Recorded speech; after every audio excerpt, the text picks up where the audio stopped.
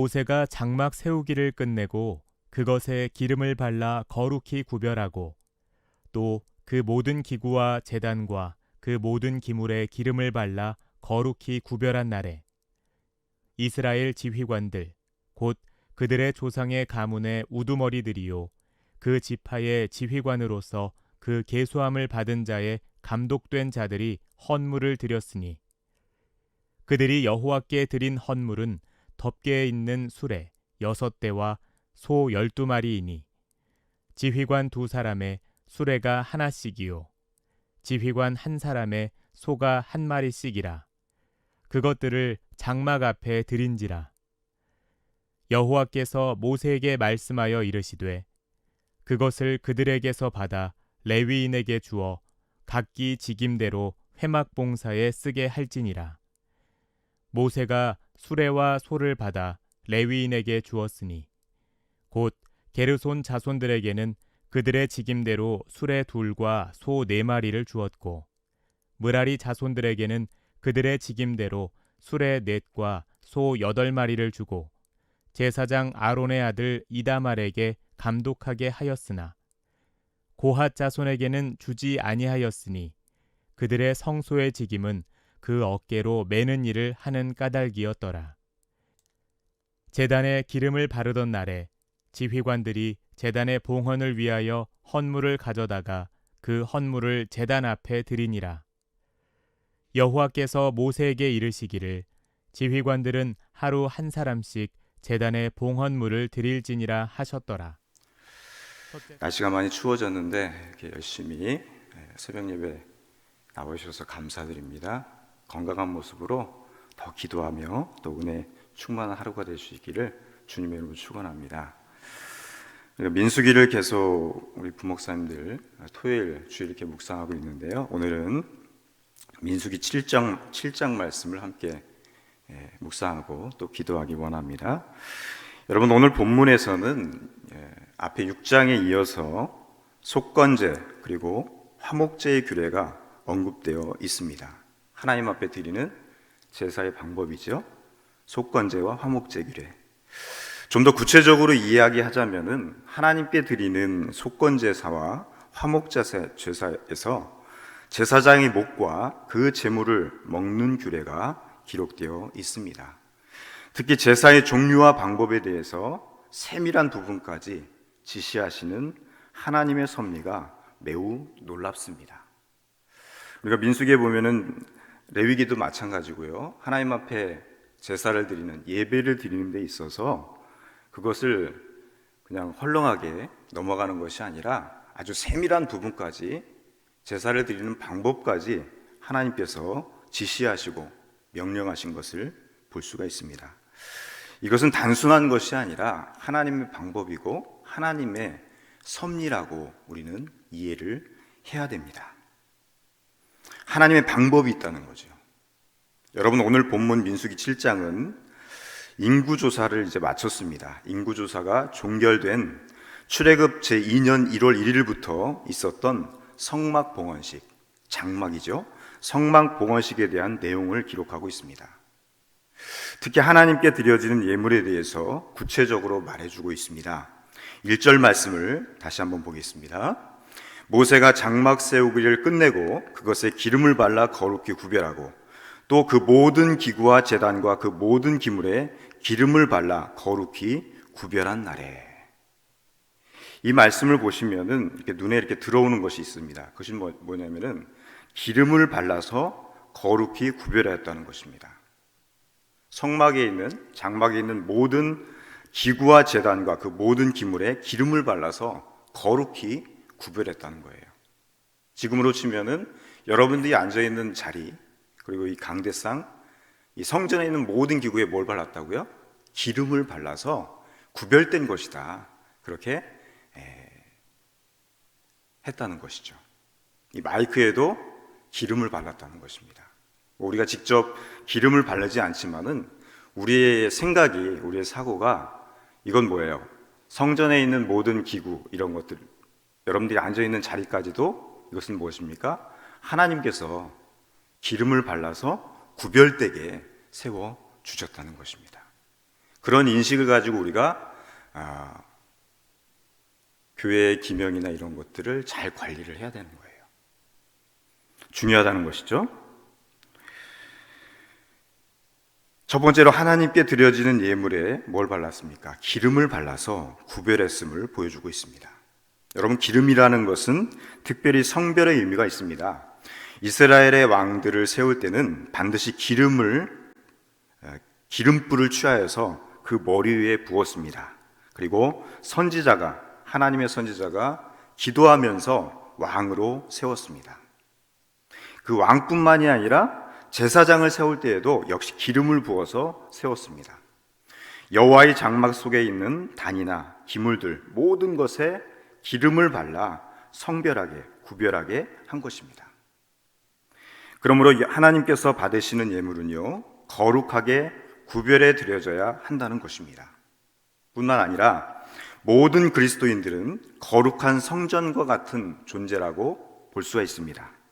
그러므로 거룩하게 구별된 삶을 살아야 되는 것입니다. 두 번째로 하나님께 드려진 예물은 어떤 예물이었냐면은 어떻게 드려져야 되느냐? 자원함으로 드렸다는 것입니다. 본문 2장의 말씀을 보겠습니다. 이스라엘 지휘관들 곧 그들의 조상의 가문의 우두머리들이요 그 지파의 지휘관으로서 그 계수함을 받은 자에 감독된 자들이 헌물을 드렸으니, 각 종족의 감독들은 헌물을 드렸습니다. 여러분, 헌물이라는 것은 그 속에 자신이 원해서 자원해서 드렸다는 그런 의미를 포함하고 있습니다. 그래서 헌물입니다. 강제적인 방법이 아니라 자원하는 심령으로 내가 하나님 앞에 드리고자 하는 그 마음, 진실된 마음으로 예물을 드린 것을 우리가 알 수가 있습니다. 그래서 우리가 하나님 앞에 헌물을 드린다고 그러죠. 근데 때로 내가 드리고 싶지 않은데 마음이 이렇게 감동이 없어요. 그래서 억지로 드렸어요.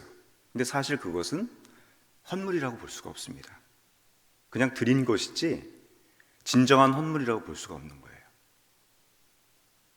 여러분, 우리가 하나님께 예물을 드릴 때 우리 마음대로 드리는 것이 아니라 어떤 마음가짐으로 드려야 하는지를 가르쳐 주셨습니다. 하나님께서 그것을 가르쳐 주셨어요. 고린도서 9장 7절에 보면은 사도 바울이 이렇게 말씀합니다. 각각 그 마음에 정한 대로 할 것이요 인색함으로나 억지로 하지 말지니 하나님은 즐겨내는 자를 사랑하시느니라. 여러분, 우리 하나님은요, 예물 때문에, 어떤 물질 때문에 째째하신 분이 아니십니다. 온 우주의 주인 되신 하나님께서 무엇이 부족해서 예물을 받으시는 것이 아니라는 거예요. 부족한 것이 없으십니다. 그러나 우리가 드려지는 예물을 기뻐하시고 그 예물을 통해서 사랑의 표현, 우리를 더욱더 사랑해 주시겠다고 그렇게 말씀하고 있어요.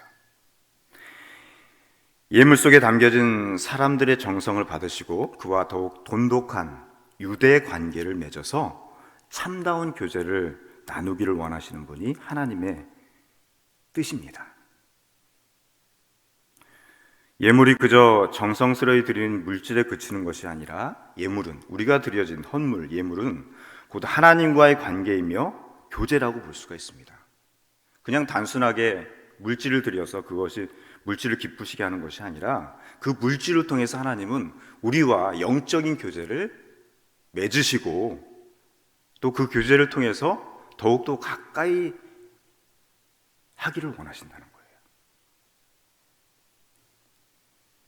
그러므로 자원하는 예물을 드리는 것은 무엇입니까? 매우 중요한 일이라고 볼 수가 있습니다. 세 번째로 하나님께 드려진 예물은 지정된 방법으로 드렸습니다. 11절 말씀입니다. 여호와께서 모세에게 이르시기를 지휘관들은 하루 한 사람씩 제단의 봉헌물을 드릴지니라 하셨더라.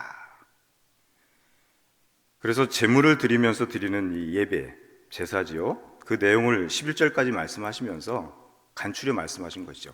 그 다음에 이제 12절부터 마지막 89절까지는 굉장히 긴 내용을 하나님의 방법, 세밀하게 자세하게 이렇게 드리라고 하나하나 지파별로 이름을 불러가면서 반복되는 부분도 있어요. 왜 하나님께서 쓸데없이 이렇게 반복해서 말씀하셨을까? 그냥 간단하게 기록해 놓고 그렇게 하라고 했으면 되는데, 근데 그렇지 않고 그 수많은 명 11절부터 89절까지 아주 세밀하게 각 지파별로 이름대로 날수를 정해가지고 예물을 드리라고 그렇게 기록해 놓고 있는 것을 볼 수가 있습니다.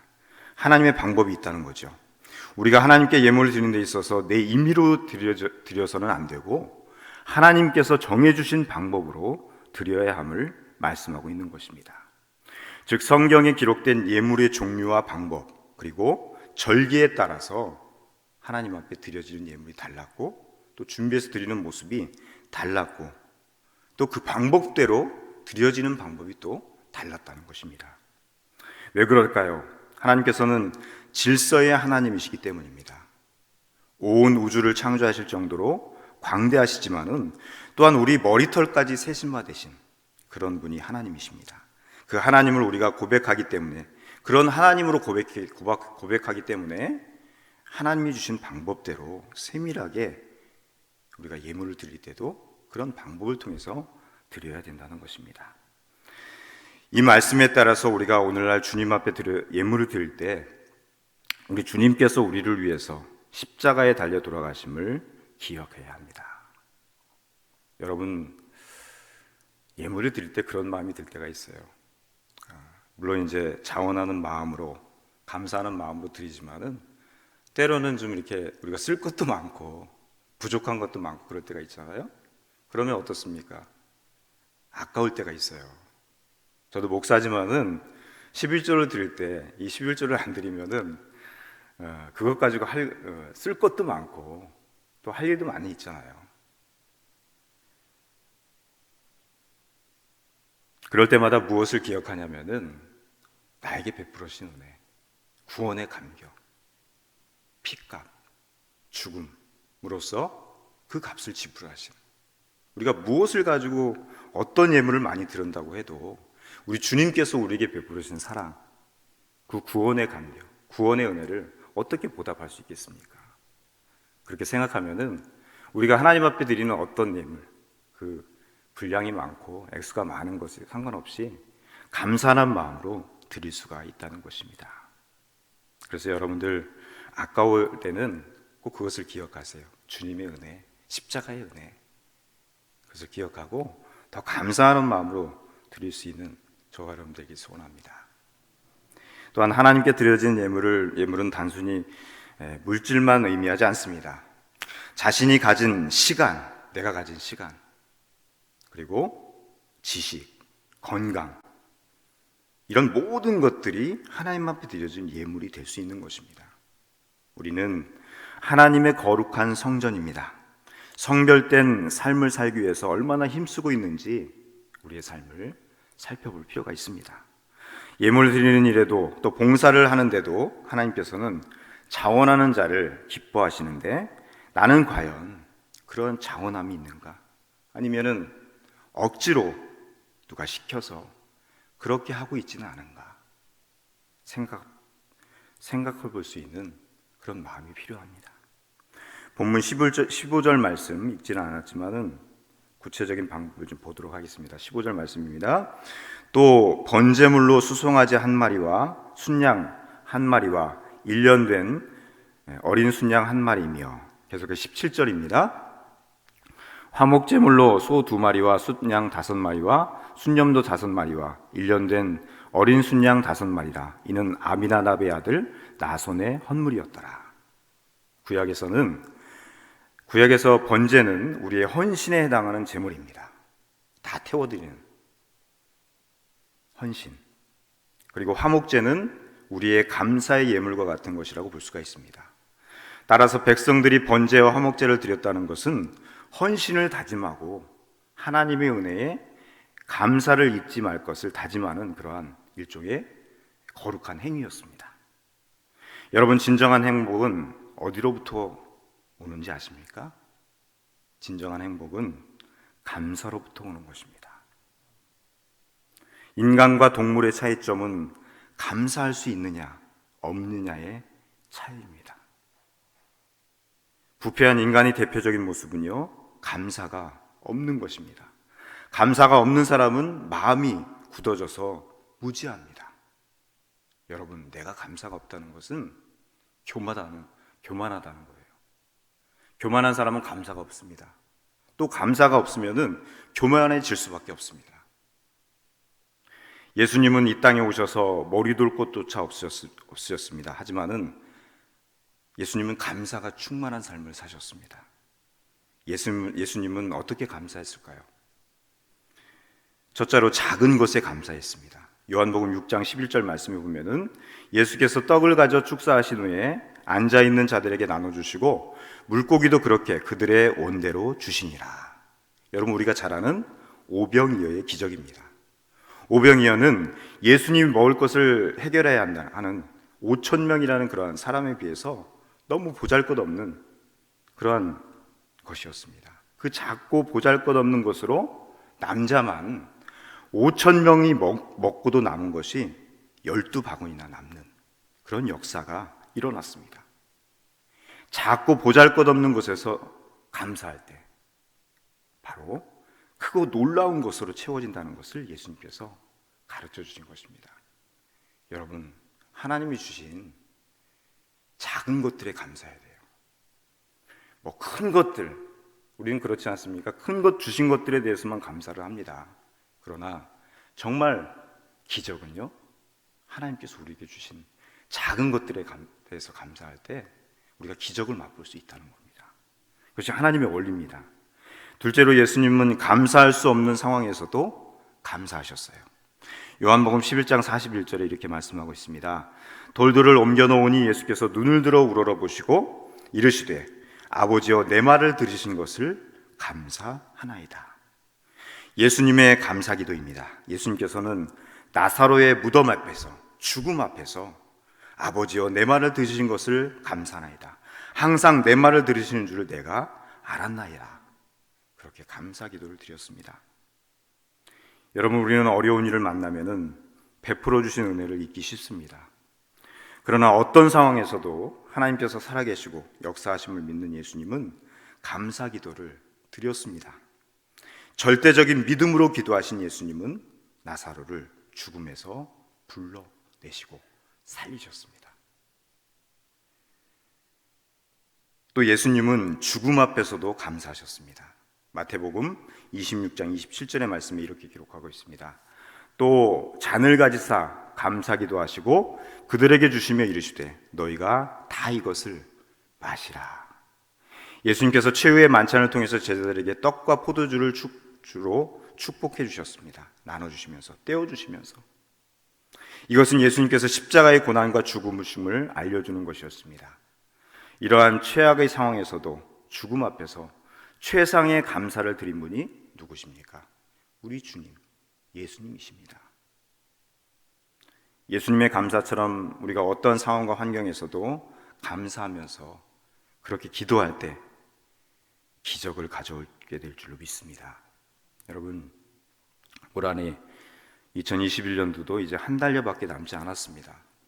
올 한 해를 돌아보며 남은 시간들을 없는 것을 인해서 불평하기보다 있는 것들에 대해서 있는 것으로 감사할 수 있기를 바랍니다. 올해 남은 시간만이라도 주신 은혜를 생각하면서 감사하는 한 해가 될 수 있다면 어느 해보다도 복되고 감사가 넘치는 그런 한 해가 될 것입니다. 우리가 감사의 절기를 보내면서 자원하면서, 오늘 말씀처럼 자원하면서 드리는 예물, 그것과 함께 감사의 예배를 최선을 다해 드려보시기 바랍니다. 그리고 예수님의 감사를 기억하면서 내게 베풀어 주신 감사의 내용들을 글이나 메모지에 한 번이라도 적어보시기 바랍니다. 이렇게 감사를 정리할 수 있다면 올 한 해 2021년 남은 시간을 넘치는 감사와 은혜로 승리하는 경험을 하실 수 있을 것입니다. 말씀을 마무리합니다. 무한 감사 속에서 또 헌신 속에서 복된 경험을 할 수 있는 우리 양일의 모든 성도 여러분들 될 수 있기를 주님의 이름으로 축원합니다. 기도하겠습니다. 하나님, 올 한 해도 바쁘게 정신없이 그렇게 달려왔습니다. 지금까지 여기까지 지내온 것이 하나님의 은혜였음을 고백하면서 다시 한번 베풀어 주신 은혜에 감사합니다. 죽을 수밖에 없는 죄와 지난달에 지은 많은 허물에도 불구하고 우리가 용서를 구할 때마다 크신 사랑으로 품어주시고 새로운 감사와 은혜에 보답할 수 있는 기회를 또 허락해 주심에 또 감사드립니다. 주의 윤례들을 잘 배우고 말씀하신 대로 행하는 삶을 살게 하시고 주의 사랑과 용서와 은혜 위에 굳건히 서서 하나님 올 한해도 어느 해보다도 감사가 넘치는 귀한 한 해, 주님 앞에 더욱더 큰 영광을 돌리는 복단 하나로 살아갈 수 있는 우리 양인의 모든 성도들 될 수 있도록 주께서 은혜를 베풀어 주시기 원합니다. 하나님 바랐고 원하기는 주의 몸된 교회가 일꾼을 선출하려고 합니다. 하나님께서 우리에게 주신 직분은 결코 지위가 아님을 깨닫게 하여 주시옵소서.